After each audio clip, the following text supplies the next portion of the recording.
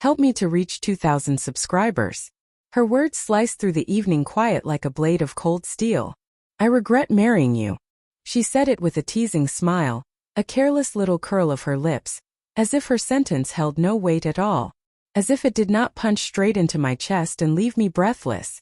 And before I could stop myself, before I could think, before I could swallow the hurt rising in my throat, I said the truth I had never dared to speak aloud. So do I. Her smile vanished. The air in the room thickened, heavy enough to choke on. She stared at me as if she needed a moment to decide whether she should laugh it off or walk away forever. I stood there, heart pounding, wondering why the sudden crack in her expression terrified me more than her careless words. Because I knew something deeper was broken. Something older. Something that had been straining and stretching for months. She crossed her arms and leaned against the kitchen counter. Her eyes flicked to the phone she had left face down. It buzzed, a sharp vibration against the wood. She did not move to answer it. I noticed that. And I noticed the tension that tightened her shoulders when I looked at it.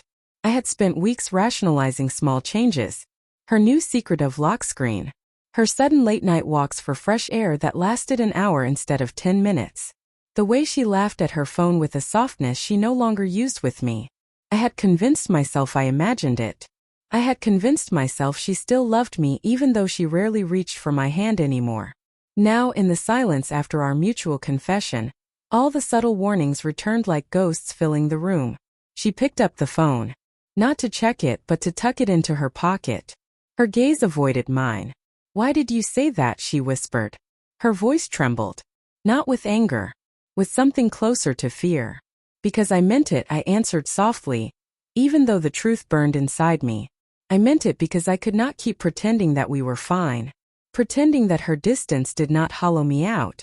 Pretending I did not feel her slipping every time she smiled at her screen. She stepped closer. Her voice dropped even lower. "Please do not make this ugly." The please struck me harder than her earlier insult. "Do not make this ugly."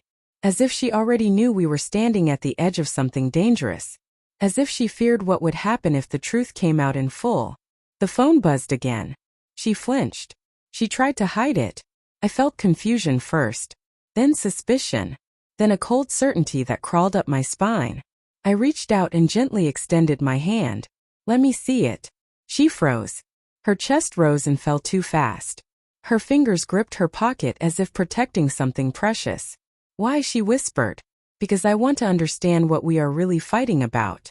Her eyes filled with tears. Not the innocent kind. The guilty kind. The kind that form when truth presses too hard to be ignored. She did not hand me the phone. Instead she stepped back, trembling. "Stop. Please. I never wanted this." Her reaction told me everything before I even saw the screen. But I still said it. "Give me the phone." A long moment passed. Then she slowly placed it in my palm. Her breath held. Mine did too. The first message preview was enough. I did not even need to open the conversation. A name I knew. A name I trusted. A friend of ours. A man who had been in our home. A man who had sat across from me at dinner and asked about my work with easy smiles. The words beneath his name were soft and intimate. A tone I had not heard from her in months.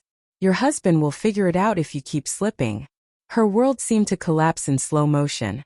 She covered her mouth with shaking hands. Tears spilled freely now. Her breathing turned uneven and panicked. I felt nothing at first. Just a hollow ringing in my ears, the kind that follows a sudden explosion. The kitchen blurred at the edges. The floor felt unsteady beneath my feet. My heart felt both frozen and on fire. "How long?" I asked quietly. She sobbed. Her voice cracked so badly I barely understood her answer. "Months. I never meant to hurt you. I was lonely. You felt far away. I did not know how to fix us." Her excuses fell through the air like shards of glass. I closed my eyes and tried to breathe. I tried to remember every moment she had seemed distant. Every late-night walk. Every quiet dinner. Every forced smile.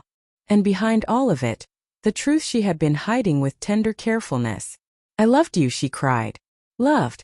Past tense. I opened my eyes. The shock faded and the pain arrived in full force. Sharp. Devastating. Real. I set the phone on the counter and stepped back. For a moment neither of us spoke. Her tears were the only sound. Then I said the one thing she did not expect. I regret never asking why you were drifting before you drifted too far. She looked up stunned. But I also regret staying long enough for you to think this was something I deserved. The words landed like a final breaking point. She reached for me, desperate and shaking, but I stepped away. For the first time I felt steady. Not healed. Not whole. But done. Her face crumpled, her knees buckled, and she collapsed into a sob that echoed through the house. And I walked away, leaving her with the truth she never thought I would see.